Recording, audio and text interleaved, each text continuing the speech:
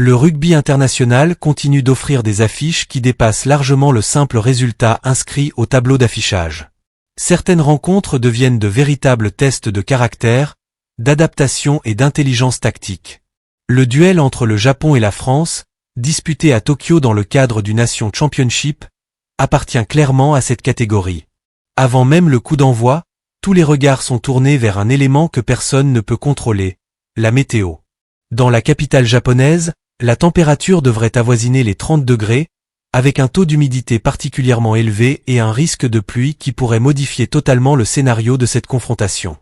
Dans de telles conditions, les grandes envolées offensives risquent de laisser place à un combat physique où les avants auront une responsabilité immense. Cette rencontre ne sera probablement pas seulement une opposition de style entre deux nations ambitieuses, mais aussi une bataille de résistance, de discipline et de maîtrise technique dans un environnement extrêmement exigeant. La France arrive à Tokyo avec une confiance retrouvée après son impressionnante victoire obtenue contre l'Australie sur le score de 42-26. Ce succès a envoyé un message fort à l'ensemble des équipes engagées dans cette première édition du Nation Championship. Après une courte défaite frustrante contre les All Blacks, les joueurs de Fabien Galthié ont montré leur capacité à réagir avec caractère et efficacité. Cette démonstration en Australie a confirmé que le groupe français possède une profondeur d'effectifs remarquable, capable de compenser les absences et d'intégrer rapidement de nouveaux joueurs dans un système déjà bien établi. Pourtant, malgré ce résultat convaincant, le sélectionneur français refuse tout excès de confiance. Il sait parfaitement que les conditions climatiques japonaises représentent un défi totalement différent de celui rencontré à Brisbane. Face à eux, le Japon nourrit de grandes ambitions. Les Braves Blossoms ont déjà démontré au fil des dernières années qu'ils étaient capables de rivaliser avec certaines des meilleures nations mondiales. Leur victoire contre l'Italie lors de la première journée a confirmé leur progression constante. Même si la défaite contre l'Irlande a laissé un goût amer, la prestation japonaise a montré une équipe courageuse, organisée et déterminée à ne jamais abandonner. Eddie Jones, qui connaît parfaitement les exigences du rugby international, considère cette rencontre contre la France comme une formidable occasion de mesurer le niveau réel de son groupe. L'ancien sélectionneur de plusieurs grandes nations insiste sur un point essentiel. Pour espérer battre les Bleus, il faudra d'abord perturber la conquête française. Selon Eddie Jones, tout commencera par la mêlée et la touche.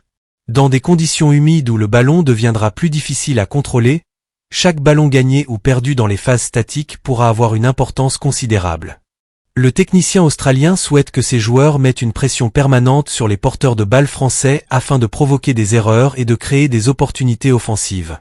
Cette philosophie correspond parfaitement à l'identité actuelle du rugby japonais, fondée sur l'intensité, la vitesse d'exécution et la multiplication des mouvements collectifs. Toutefois, face à une équipe française réputée pour sa puissance physique, cette stratégie demandera une précision quasiment parfaite. Conscient de cet immense défi, Eddie Jones a profondément remodelé son paquet d'avant. Plusieurs changements interviennent dès la première ligne avec les titularisations de Sojiro Otsuka, Ayatera et Keijiro Tamfusa. Le jeune troisième ligne Issei Hangana vivra quant à lui une première sélection particulièrement symbolique. Débuter contre la France représente un baptême du feu qui pourrait marquer le début d'une longue carrière internationale. Le sélectionneur japonais estime que ce nouveau visage apportera davantage de fraîcheur et d'agressivité dans les zones de combat, tout en offrant une meilleure capacité à résister à la puissance française. Du côté des Bleus, Fabien Galthié a également procédé à plusieurs ajustements. Malgré le large succès obtenu contre l'Australie, le staff français considère que certains secteurs doivent encore progresser. La mêlée, notamment, n'a pas totalement satisfait le sélectionneur. Les Français ont parfois subi la pression australienne dans ce domaine, ce qui explique l'arrivée de plusieurs joueurs expérimentés comme Régis Montagne, Maxime Lamotte et Jefferson Poirot. Leur mission sera de stabiliser la première ligne française et d'offrir une plateforme solide aux joueurs offensifs. Le seul autre changement majeur concerne la troisième ligne avec la titularisation d'Alexandre Rouma, appelé à remplacer Oscar Jegou, blessé. Rouma possède un profil particulièrement intéressant grâce à sa mobilité, sa qualité de déplacement et sa capacité à intervenir aussi bien en défense qu'en attaque. Son activité sera précieuse dans un match où chaque effort coûtera énormément d'énergie sous la chaleur tokyoïte. Fabien Galthié n'a d'ailleurs pas caché ses inquiétudes concernant les conditions climatiques. Le sélectionneur français a reconnu que son équipe avait énormément souffert pendant les séances d'entraînement disputées sous cette chaleur étouffante. Les organismes européens ne sont pas naturellement habitués à évoluer dans une telle humidité, ce qui impose une gestion très rigoureuse des efforts, de l'hydratation et des rotations. Les préparateurs physiques français ont travaillé avec minutie afin de limiter les effets de la fatigue, mais chacun sait que rien ne remplace les sensations d'un véritable match international. Le Japon bénéficie évidemment d'un avantage naturel sur ce point. Les joueurs locaux connaissent parfaitement ces conditions et savent comment adapter leur rythme afin de rester performants jusqu'au coup de sifflet final.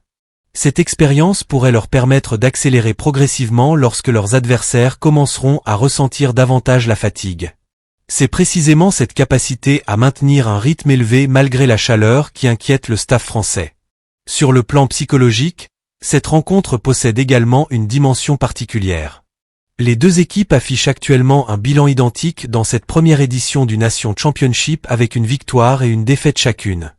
Une nouvelle victoire permettrait de terminer cette tournée estivale sur une note extrêmement positive et de préparer la suite de la saison internationale avec une confiance renforcée.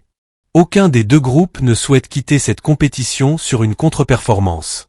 Au-delà du résultat immédiat, cette confrontation constitue également un premier aperçu d'un rendez-vous encore plus important. En effet, la France et le Japon se retrouveront lors de la prochaine Coupe du monde de rugby organisée en Australie. Les deux nations évolueront dans la même poule et s'affronteront une nouvelle fois à Brisbane. Même si plusieurs mois séparent encore ces deux rencontres, chacun sait que les informations recueillies à Tokyo seront précieuses. Les entraîneurs observeront attentivement les points forts, les faiblesses et les ajustements tactiques qui pourraient être utiles lors de cette future confrontation mondiale. Parmi les nombreuses histoires individuelles de ce match, celle de Naoto Saito attire particulièrement l'attention. Le demi de mêlée japonais connaît parfaitement le rugby français après avoir porté les couleurs de Toulouse, avec lequel il a remporté le prestigieux Top 14. Cette expérience lui permet de comprendre les habitudes de nombreux joueurs français ainsi que certaines subtilités de leur style de jeu. Son duel face à Maxime Lucu promet d'être particulièrement passionnant. Deux profils différents, mais deux joueurs capables de diriger leur équipe avec intelligence et précision. Naoto Saito formera une charnière prometteuse avec Ryunosuke Ito. Les deux hommes auront la lourde responsabilité d'organiser les attaques japonaises tout en résistant à la pression défensive exercée par les Bleus. Face à eux, Maxime Lucu et Romain Ntamak représentent une association très complémentaire. Lucu apporte sa sérénité, son sens de la gestion et son excellente qualité de jeu au pied, tandis que Ntamak possède cette capacité rare à accélérer le jeu au moment opportun grâce à sa vision et à son talent technique. Un autre joueur français suscite beaucoup de curiosité avant cette rencontre, Paul Graou. Le demi de mêlée figure sur le banc et pourrait connaître sa première sélection internationale. Après avoir longtemps assuré l'intérim en club lors des absences d'Antoine Dupont, Graou obtient enfin une opportunité méritée sous le maillot bleu. Fabien Galtier a souligné son professionnalisme, sa patience et ses performances régulières tout au long de la saison. Une première cape constituerait une récompense importante pour un joueur qui a constamment travaillé dans l'ombre. Dans les lignes arrières françaises, plusieurs éléments pourraient rapidement faire basculer la rencontre. Mathieu Jalibert continue de démontrer toute l'étendue de son talent. Sa qualité de relance, sa créativité et son aisance technique font de lui l'un des joueurs les plus imprévisibles du rugby international. À ses côtés, Théo Atisogbe apporte une vitesse exceptionnelle capable de déséquilibrer n'importe quelle défense. Quant au jeune Aaron Grandidier-Nkanang, il poursuit une ascension remarquable après ses récentes performances convaincantes sous le maillot tricolore. Son explosivité et sa capacité à finir les actions en font une menace permanente pour les défenses adverses. Cependant, le Japon possède également des arguments défensifs solides. Dylan Riley devra jouer un rôle fondamental dans l'organisation de la ligne arrière. Sa lecture du jeu et son placement seront indispensables pour limiter les espaces laissés aux attaquants français. Chaque montée défensive devra être parfaitement coordonnée afin d'empêcher Jalibert ou Ntamak de trouver des intervalles. Dans le paquet d'avant japonais, Warner Dearn apparaît comme l'un des hommes clés. Le capitaine traverse probablement la meilleure période de sa carrière internationale. Sa puissance dans les zones de contact, son activité défensive et son leadership seront essentiels pour maintenir l'équipe japonaise dans le combat. Dearn sait parfaitement que la moindre baisse d'intensité pourrait être immédiatement exploitée par les Français. Du côté français, Emmanuel Mifou représente toujours une véritable force de frappe. Sa capacité à franchir la ligne d'avantage permet souvent aux Bleus d'installer rapidement leur jeu dans le camp adverse. Associé à Florian Verhaeghe en deuxième ligne, il devra également sécuriser les touches et apporter une présence physique constante dans les regroupements. La qualité de leur travail invisible conditionnera largement les possibilités offertes aux trois quarts français. L'un des aspects les plus fascinants de cette rencontre réside dans l'opposition des styles. Le Japon privilégie traditionnellement un rugby basé sur la vitesse, les déplacements permanents et la circulation rapide du ballon. La France, sans renoncer à ses qualités techniques, possède une puissance naturelle supérieure dans les phases de conquête.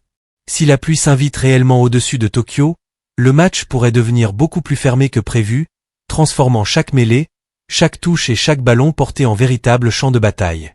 La discipline constituera également un facteur décisif. Dans un match potentiellement très physique, les pénalités pourraient rapidement offrir des occasions précieuses de marquer des points ou d'occuper le terrain. Les deux entraîneurs ont insisté toute la semaine sur la nécessité de conserver son sang-froid malgré la fatigue et les difficultés imposées par la météo. L'expérience internationale pourrait également peser lourd dans les moments décisifs. Plusieurs cadres français ont déjà disputé des rencontres à très haute intensité face aux meilleures équipes mondiales. Cette habitude des grands rendez-vous pourrait leur permettre de mieux gérer les périodes de pression.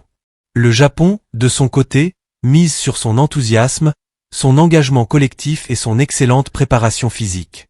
Pour compenser un déficit de puissance. Le public japonais devrait également jouer un rôle important. Les supporters locaux ont toujours démontré une passion remarquable pour leur équipe nationale. Leur soutien constant pourrait offrir un supplément d'énergie aux braves Blossoms dans les moments difficiles. La France devra rester concentrée et ne pas se laisser emporter par l'ambiance du stade. Au fil des dernières saisons, Fabien Galtier a construit une équipe capable de s'adapter à des contextes très différents. Cette faculté d'évolution constitue probablement l'une des plus grandes forces actuelles du 15 de France. Les Bleus peuvent imposer un rugby très offensif lorsque les conditions le permettent, mais ils savent également gagner des rencontres plus fermées grâce à leur organisation défensive et à leur efficacité dans les phases de conquête. Ce match contre le Japon représente donc un excellent test pour mesurer cette capacité d'adaptation. De son côté, Eddie Jones cherche encore à façonner une équipe capable de rivaliser régulièrement avec les grandes nations du rugby mondial. Chaque rencontre internationale constitue une étape supplémentaire dans ce projet ambitieux. Même si la victoire reste évidemment l'objectif principal, la progression collective demeure tout aussi importante pour le sélectionneur japonais. À l'approche du coup d'envoi, une certitude se dégage. Cette confrontation ne se résumera pas à une simple opposition entre deux équipes cherchant une victoire supplémentaire. Elle offrira un aperçu du niveau de préparation de deux sélections ambitieuses, de leur capacité à gérer des conditions extrêmes et de leur aptitude à imposer leur identité de jeu malgré les contraintes imposées par la météo. La France tentera de confirmer la dynamique née de son succès spectaculaire contre l'Australie, tandis que le Japon cherchera à démontrer qu'il possède les ressources nécessaires pour faire tomber l'une des grandes puissances du rugby mondial. Quel que soit le résultat final, tous les ingrédients semblent réunis pour assister à une rencontre intense, physique, stratégique et riche en enseignements, où chaque mêlée, chaque touche, chaque plaquage et chaque décision pourrait faire basculer le destin d'un match qui s'annonce comme l'un des plus captivants de cette fin de tournée internationale.